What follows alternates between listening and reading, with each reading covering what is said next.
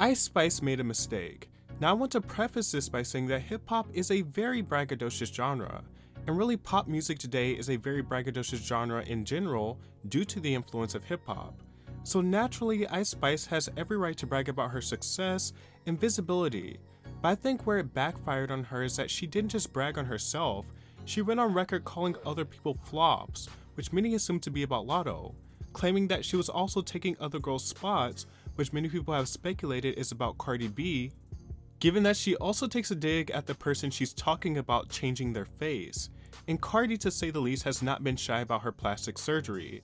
But the fact of the matter is, Cardi's biggest misses equate to some of Ice's biggest wins. Ice's album sales hit the net, and she debuted at number 18 with 28,000 copies sold first week, which is leaps and bounds lower than her name recognition, cosigns, and brandings. I personally don't think any new artist should be so ballsy that they attack other artists' commercial success when they don't have the credentials themselves.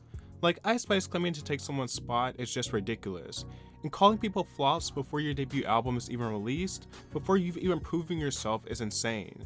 Ice Spice doesn't have one song as culturally relevant as Bodak Yellow or WAP, and personally, I don't center numbers don't define the quality of the music, but the fact that the album isn't even good makes it worse. And while I don't think numbers are the end all be all, they do hold some type of weight when it comes to a popular artist's career, and especially to someone like Ice Spice, who centered numbers so early on into her career, and once again called other people flops.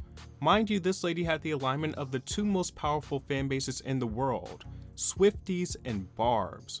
While I think the Swift collab was purely a collab in name, meaning I don't think it actually aided to her garnering new fans because 1, it wasn't a good collab, and 2, was likely put together for damage control after the Maddie Healy comments, but what it did do was help expose her to a new audience and aid to her rise, but I don't think it necessarily helped her establish a fan base. The alignment that I really think helped her gain new fans was of course her alignment with Nicki Minaj. Nicki embraced Ice almost instantaneously, and did multiple collaborations with her. Nicki is an unprecedented veteran in the space that Ice is trying to occupy, so naturally I believe more interest would be gained in Ice Spice by Nicki's fan base than someone like Taylor Swift, who just doesn't artistically gel well with Ice Spice. And ultimately I think Nicki did a good job in making Ice's subpar work far more interesting. But there is a big elephant in the room. Ice and Nicki have tension, and this came after Ice's former friend that goes by the name Baby Storm exposed messages of Ice talking unfavorably about Nicki after frustrations of contract negotiations that ultimately fell through. It came as a shock to many people because Ice Spice appeared to be a massive Nicki fan, and Nicki had a heavy hand in helping Ice's meteoric rise to fame. Many people even speculated that the messages were fake, until Ice Spice confirmed they were real in her Rolling Stone interview, saying, "I think the saddest part of the whole situation is somebody I knew for so many years and called my friend had me open up and be vulnerable with them, and then took complete advantage of that for her own benefit. So that was the saddest part really, just feeling used basically." As for Nicki, she says, "She's busy as hell. I don't really think she cares about shit like that coming from a random girl. But what I said in those texts was just a moment of frustration around contract negotiations. I could have chose different words, but at the end of the day, regardless of how I felt in that moment, Nicki is still somebody I respect as an artist, and I'm always going to admire everything she's done for me and the culture." Obviously, you don't want to have one of the biggest fan bases in the world going after you or be caught in tension with a music icon while you're in the process of releasing your debut record.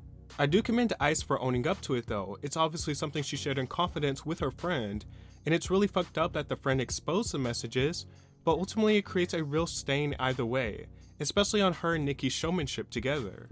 The messages could have also turned off a lot of Nicki loyalists from wanting to support her. And while it is a less than favorable position to be in, I don't believe it's the major reason Ice Spice didn't meet some of the expectations people thought she would. Although it was definitely a contribution to the veil being pulled back.